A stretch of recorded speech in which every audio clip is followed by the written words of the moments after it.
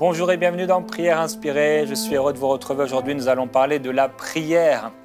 La prière, c'est ce que tous les chrétiens font. La prière, c'est aussi ce que le monde fait. Tout le monde a prié un jour. Mais il ne suffit pas seulement de prier, il ne suffit pas seulement de passer du temps dans la prière ou de demander des choses à Dieu.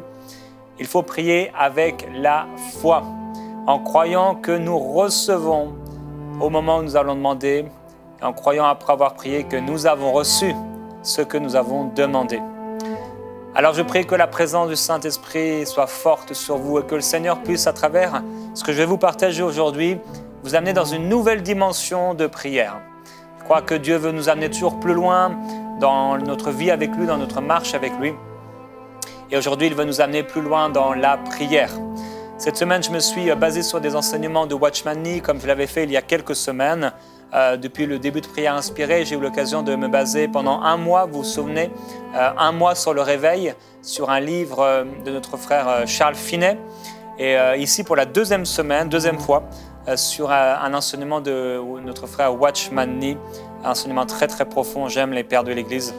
Et dans cette émission aujourd'hui, je vais vous lire en fait simplement ces enseignements, peut-être en commentant ici et là. Mais j'ai trouvé ça tellement bon ce qu'il a partagé sur la prière, que je me suis dit je vais vous partager cela. Dans Jean chapitre 16 au verset 24, Jésus dit « Jusqu'à présent, vous n'avez rien demandé en mon nom. Demandez et vous recevrez afin que votre joie soit parfaite. » Alors la première chose qu'on peut dire, c'est que la prière est un droit chrétien de base. Les chrétiens ont un droit de base tandis qu'ils vivent sur la terre aujourd'hui. Ils ont le droit de recevoir des réponses à leurs prières. À partir du moment où une personne est régénérée, Dieu lui donne le droit de base de lui demander des choses et d'être entendu par lui. Le passage qu'on a lu dit que Dieu répond aux prières quand nous les lui adressons au nom du Seigneur, afin que notre joie soit parfaite. Si nous prions sans cesse, nous vivrons aujourd'hui sur terre une vie pleine de joie. Si nous prions sans cesse, mais que Dieu ne réponde pas toujours à nos prières, ou si nous sommes chrétiens depuis de nombreuses années et que Dieu n'ait que rarement, voire jamais, exaucé nos prières, il doit y avoir un sérieux problème. Si nous n'avons pas reçu une seule réponse à nos prières depuis 3 à 5 ans, alors que nous sommes chrétiens, nous sommes des chrétiens inutiles. Nous ne sommes pas simplement un peu inefficaces, nous sommes totalement inutiles. Nous sommes enfants de Dieu, cependant nos prières n'ont jamais reçu de réponse. Cela ne devrait pas arriver. Chaque chrétien devrait expérimenter le fait que Dieu répond à ses prières. Chaque chrétien devrait vivre régulièrement l'expérience de voir ses prières exaucées. C'est une expérience fondamentale. Si Dieu ne répond pas à nos prières pendant une longue période, cela signifie certainement que nous avons un problème. Nous ne pouvons pas nous tromper au sujet de la réponse à nos prières. Si elles ont eu une réponse, elles ont eu une réponse. Si elles n'ont pas reçu de réponse, elles n'ont pas reçu de réponse. Si notre prière a un effet, elle a un effet. Si elle est inefficace, elle est inefficace. En tout cas, voilà qui est clair. Nous aimerions demander à tous les chrétiens, avez-vous appris à prier? Il est mauvais de laisser des prières sans réponse, parce que les prières ne sont pas que des paroles en l'air. Les prières attendent une réponse. Les prières qui restent sans réponse sont des prières vaines. Les chrétiens doivent apprendre à recevoir des réponses à leurs prières. Puisque vous croyez en Dieu, vos prières devraient recevoir une réponse de la part de Dieu. Vos prières sont inutiles si Dieu n'y répond pas. Vous devrez prier jusqu'à ce que vos prières soient entendues. La prière ne sert pas uniquement à cultiver une activité spirituelle. Son but est surtout de recevoir des réponses de la part de Dieu. La prière n'est pas une leçon facile à apprendre. J'aime ce qu'il va partager ici. Une personne peut être chrétienne depuis 30 ou même 50 ans sans pourtant savoir comment prier correctement. D'un côté, la prière n'est pas quelque chose de simple. D'un autre côté, la prière est si simple qu'une personne peut prier aussitôt qu'elle croit au Seigneur. La prière est un sujet aussi profond que simple. Il est si profond que certaines personnes ne savent toujours pas comment prier, même après avoir essayé d'apprendre toute leur vie. De nombreux enfants de Dieu gardent même jusqu'à leur mort cette impression qu'ils ne savent pas comment prier. Cependant, la prière est tellement simple qu'à partir du moment où une personne croit au Seigneur, elle peut commencer à prier et recevoir des réponses. Si vous commencez votre vie chrétienne d'un bon pied, vous recevrez toujours des réponses à vos prières.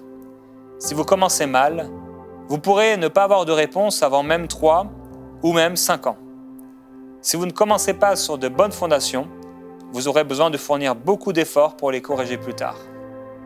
C'est pourquoi à partir du moment où une personne croit au Seigneur, elle devrait apprendre à recevoir des réponses à ses prières. Deuxièmement, les conditions nécessaires pour recevoir les réponses. La première condition, demander.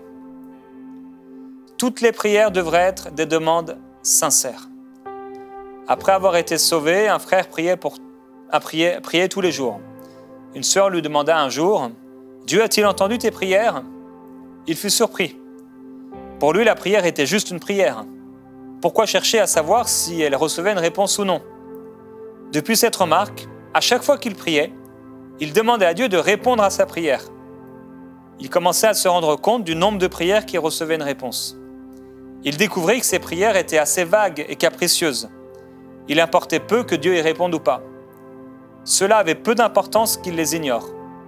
Ces prières revenaient à demander à Dieu que le soleil se lève le lendemain alors que le soleil se lèverait, qu'il ait prié ou non.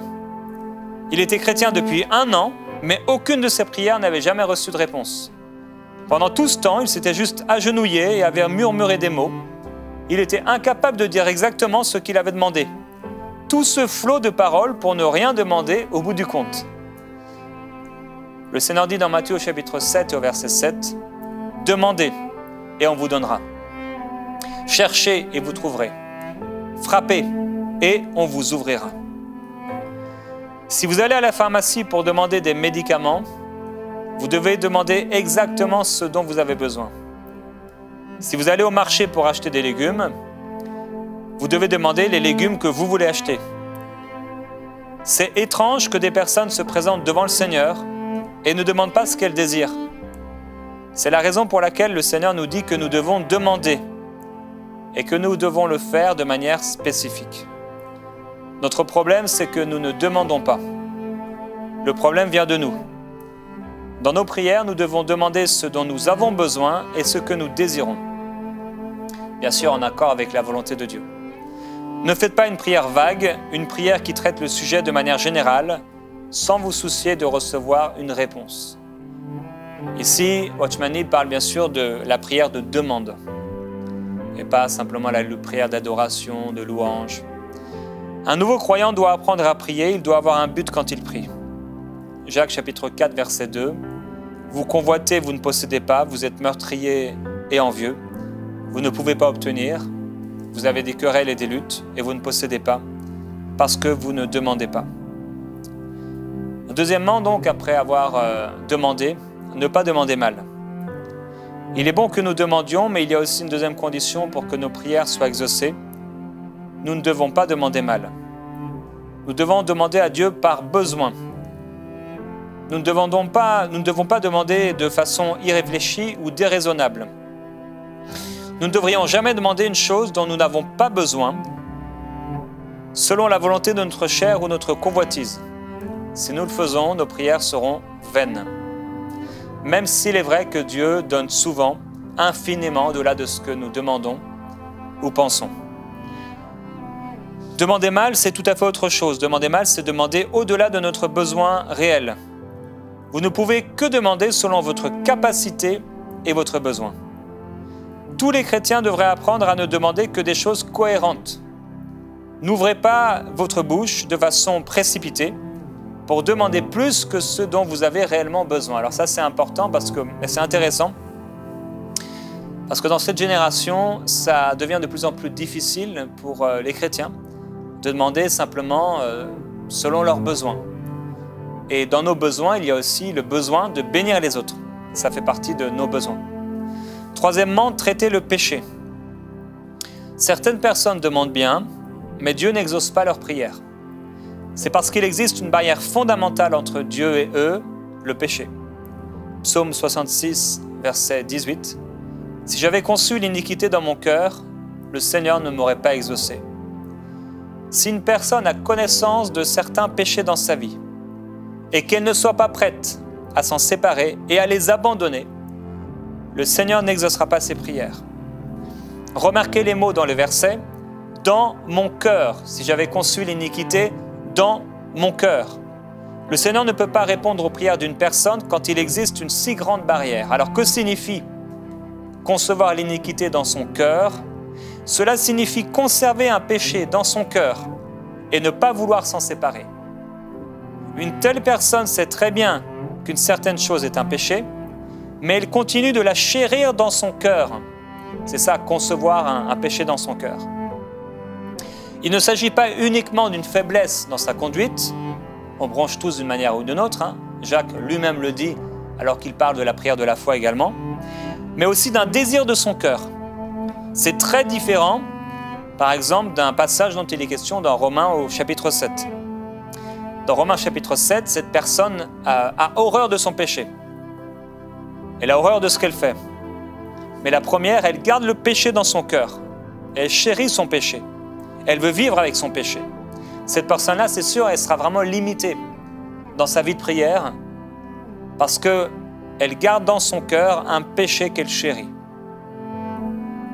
Cela signifie qu'elle conserve l'iniquité en elle-même et qu'elle refuse de s'en séparer. Le péché demeure non seulement dans sa conduite, mais également dans son cœur. Proverbe chapitre 28, verset 13. « Celui qui cache ses transgressions ne prospère pas, mais celui qui les avoue et les délaisse obtient miséricorde. » Vous devez confesser vos péchés. Vous devez dire au Seigneur, « J'ai regardé l'iniquité dans mon cœur, je ne sais pas l'abandonner. Je te demande pardon. Je veux renoncer à ce péché. Je t'en prie, délivre-moi de ce péché. Ne le laisse pas demeurer en moi. Je n'en veux pas. Je veux le rejeter. » Si vous confessez vos péchés au Seigneur de cette façon, le Seigneur vous pardonnera, vous recevrez le pardon. C'est alors que votre prière sera entendue. J'aimerais marquer un peu une pause ici dans la lecture en vous proposant de faire ce qui est proposé ici. Confessez votre péché. Et si vous avez gardé dans votre cœur, on ne parle pas ici d'un péché, une faiblesse de la chair qui peut arriver ici et là, mais même cela, bien sûr, il faut le désirer, les abandonner, ne pas y tomber. Mais si vous avez dans votre cœur conçu l'iniquité, si vous chérissez un péché, je vais vous proposer maintenant de le délaisser. Je vous ai déjà raconté l'histoire de ce pasteur qui demandait au Seigneur d'être délivré de la cigarette, qui a reçu un homme de Dieu dans son église. Cet homme de Dieu a prié pour un frère de l'assemblée qui avait le même problème de cigarette. Et ce chrétien a été libéré en un instant. Le pasteur est rentré chez lui. Il a dit au Seigneur, « Seigneur, ça fait des années que je prie pour arrêter la cigarette, que tu me délivres. » Et lui, le chrétien, là, le jeune chrétien de mon église, il a été libéré en un instant. Et le Seigneur lui a dit, « C'est parce que tu aimes encore cette chose. »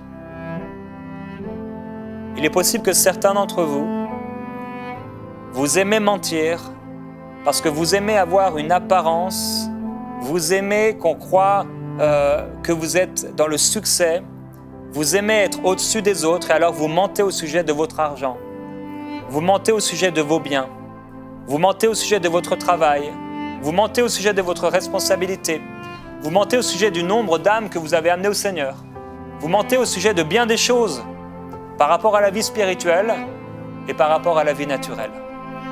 C'est quelque chose que vous chérissez dans votre cœur et vous devez l'abandonner. Une autre personne, vous chérissez le fait d'avoir et de regarder ce que vous ne devriez pas regarder. Vous chérissez le fait de regarder des personnes nues. Et c'est quelque chose que vous gardez dans votre cœur. Au fond de vous, vous ne voulez pas vous en débarrasser. Au fond de vous, vous ne voulez pas que ça s'arrête. Et dans ce temps de prière, vous pouvez une fois pour toutes prendre la décision de laisser cela au Seigneur. Et vous pouvez dire comme il a été dit ici, « J'ai regardé l'iniquité dans mon cœur, je ne sais pas comment l'abandonner, je te demande pardon, je veux renoncer à ce péché, je t'en prie, délivre-moi de ce péché. C'est peut-être un frère qui a commencé une relation alors qu'il est marié avec une collègue de travail. Et comme il y a de la passion, ça fait palpiter votre cœur, vous ressentez une excitation, une émotion vive. Et alors vous chérissez cette chose-là. Parce que dans votre couple, ce n'est plus le cas. Vous devez abandonner cette chose. C'est peut-être quelqu'un qui vit avec le désir profond d'être riche. Et cette personne est constamment portée vers la richesse. Et c'est quelque chose que vous chérissez, l'amour de l'argent. Je vais vous laisser un temps maintenant. Mon frère, ma sœur, si tu te sens visé, si le Saint-Esprit te parle maintenant, demande-lui de tout ton cœur de te délivrer entièrement. Mais, pendant que tu le fais, prends la décision intérieure, ça s'appelle la repentance, de ne plus jamais tomber dans cela. Repens-toi, abandonne ce péché devant Dieu, devant la croix, maintenant dans la prière. Merci Saint-Esprit.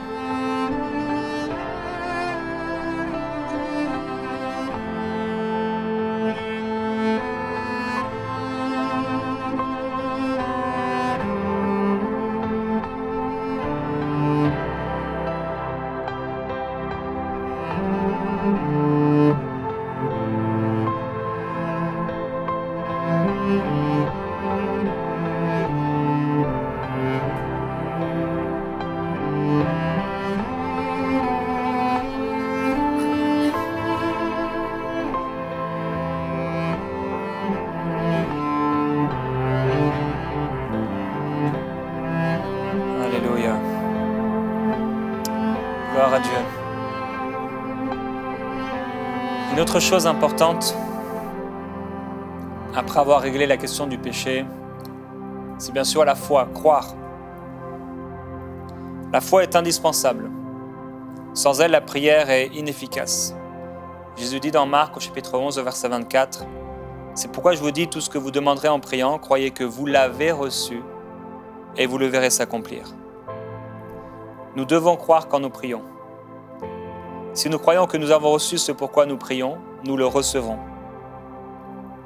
Qu'est-ce que la foi? La foi, c'est croire que nous avons reçu ce que nous avons demandé. Qu'est-ce que la foi? La foi est l'assurance que Dieu a répondu à nos prières. Ce n'est pas la conviction que Dieu répondra à nos prières. Il y a de la foi quand nous nous mettons à genoux pour prier et dire « Je remercie Dieu, il a répondu à ma prière. Je remercie Dieu, ce problème est résolu. » C'est cela croire que nous l'avons déjà reçu. Une personne peut se mettre à genoux, prier, puis se relever en disant « Je suis sûr que Dieu va répondre à ma prière. » L'expression « Dieu va répondre » est erronée. En s'y prenant de cette manière, quelle que soit l'ardeur avec laquelle cette personne essaie de croire, elle ne verra aucun résultat. Supposez que vous priez pour un malade et que celui-ci dise « Je remercie Dieu, je suis guéri ». Sa température peut toujours être élevée, les symptômes peuvent ne pas avoir changé. Pourtant, son problème est résolu parce qu'il sait au fond de lui-même qu'il est guéri. Mais s'il dit « Je crois que le Seigneur va certainement me guérir de ma maladie », il aura certainement besoin d'essayer de croire plus ardemment. Le Seigneur Jésus a dit « Tout ce que vous demanderez en priant, croyez que vous l'avez reçu et vous le verrez s'accomplir. » Il n'a pas dit que vous le recevrez. La vraie foi, c'est de remercier Dieu d'avoir déjà répondu à nos prières. On peut trouver quelques bons exemples de foi dans l'évangile de Marc. Dans l'évangile selon Marc, on lit 3 phrases qui ont une signification particulière vis-à-vis de la prière. Lorsque cet homme va venir auprès du Seigneur, il va dire « Si tu peux faire quelque chose, viens à mon secours ». Jésus va dire « Si tu peux ». Tout est possible à celui qui croit. La première chose que nous devons savoir, c'est que Dieu peut lorsque nous prions. Il n'est pas question de savoir si est-ce que Dieu le peut. Oui, Dieu le peut. La deuxième chose à savoir, c'est Dieu le veut. Le Seigneur a dit aux lépreux, je le veux, sois guéri. Mais la troisième chose à savoir, c'est que Dieu l'a fait. Si vous croyez et avez confiance que Dieu peut et que Dieu veut faire une certaine chose parce qu'il vous a donné une parole à ce sujet, vous devriez le remercier et dire « Dieu l'a fait ». Tant de personnes ne reçoivent pas de réponse à leur prière pour n'avoir pas compris ce point. Elles espèrent encore qu'elles vont recevoir quelque chose. Considérez une illustration simple. Un homme vient d'entendre la bonne nouvelle. Si vous lui demandez « Croyez-vous déjà au Seigneur Jésus ?» il peut répondre « Oui, je crois ». Alors vous demanderez peut-être « Êtes-vous sauvé ?» S'il dit « Je serai sauvé », vous savez qu'il n'est pas sauvé. La foi n'est pas un exercice psychologique. La foi consiste à recevoir la parole de Dieu et à croire avec assurance que Dieu peut, que Dieu veut et que Dieu l'a fait. Alléluia.